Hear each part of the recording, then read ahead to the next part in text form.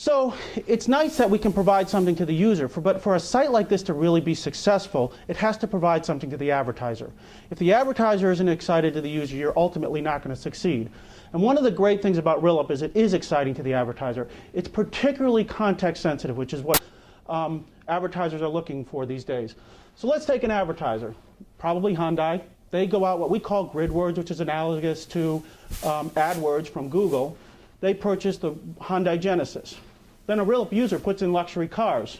Well, as it creates that grid, and it creates that all on the fly, it automatically ties the advertiser's information, but not to something abstract like a luxury car, but literally to the Hyundai Genesis. So you can get information like highest horsepower in class.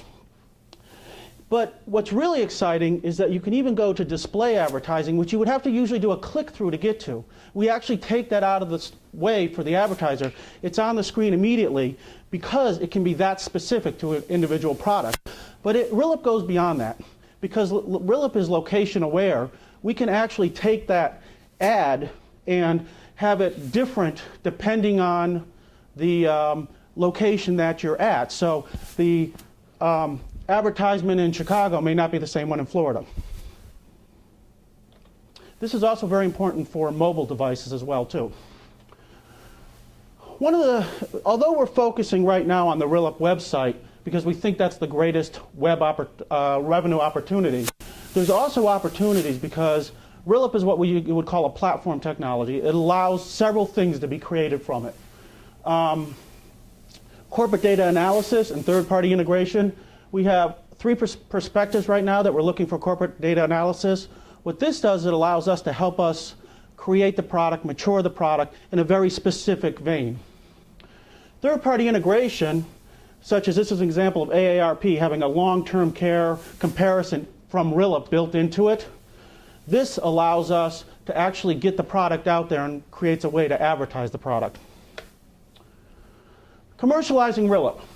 You know, one of the things that we recognize right off the bat, the biggest thing we need is either to get a firm or an individual in that really understands how to bring these products to market. I'm the technologist, that's my job. We know we need this person. So right now my job is to make sure I'm putting the levers there so when we get the right person, they've got the things they can use to drive our product to market. I know the 2 objectives are drive traffic to the site and grow advertising customer base. Some of the leverage that we know is unique to Rillip is the ability to share the grid, which has that opportunity to drive some viral adoption.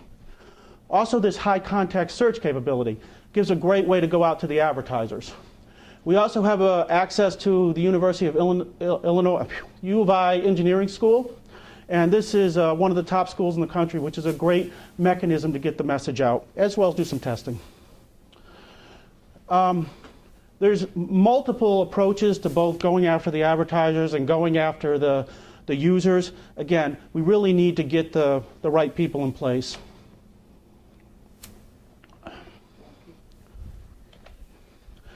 Competition. There's a couple of up-and-coming companies. Find the Best. What they do is they manually create the databases that we create on the fly. They right now have 500. So if you want to do a comparison on one of the 500 things that they have, it works. If you don't have one of the 500 things, such as automated kitty litter boxes or diabetic socks, it's not going to help you. It also is not location aware and it's not real time. In July, you can see they raised $6 million from Kleiner Perkins. A-Hit, which just recently, literally this month, raised $5.5 million, they have a product that is extracting unstructured data from the web, but it's focused on crawling. And what it does is it only crawls specific sites specifically for certain kind of company information. I'll get it before the end. As far as barriers to entry, one of the real keys we see is that instead of patenting Rillip, we patented the component technology. So we have 3 patents around this, which really means to replicate the product, you need to circumvent all 3 sets of the patents.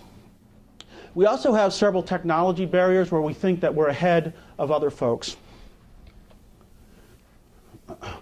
As far as the grant funds, I think you saw what we had for our presentation. Obviously, it could use some sprucing up before we go to venture funds and go to partners. We also don't have access it via the web.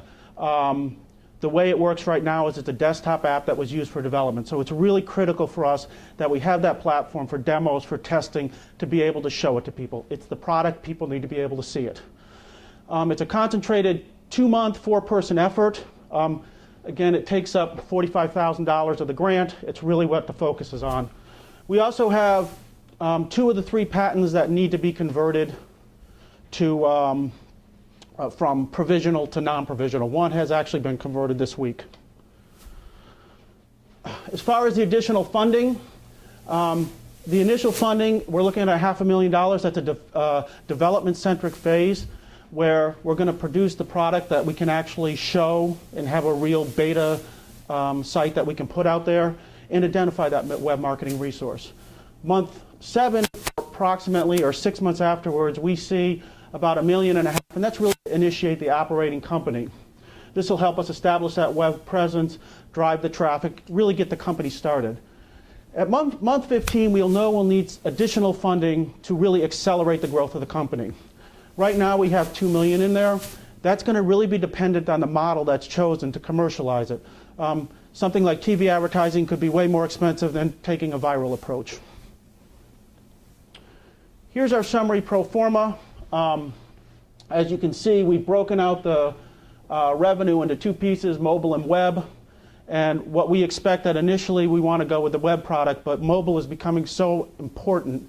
And the fact that Rillip is such a location aware, which is so critical for mobile. It's a great mobile product. We think there's going to be a great opportunity for us there. Delivery costs are really around the servers and stuff that it takes to drive it. And then obviously the big expenses in salary, which is typical with most software companies.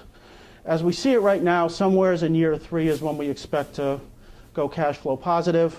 And you can see the growth of the company from there on out. Okay. Thank you.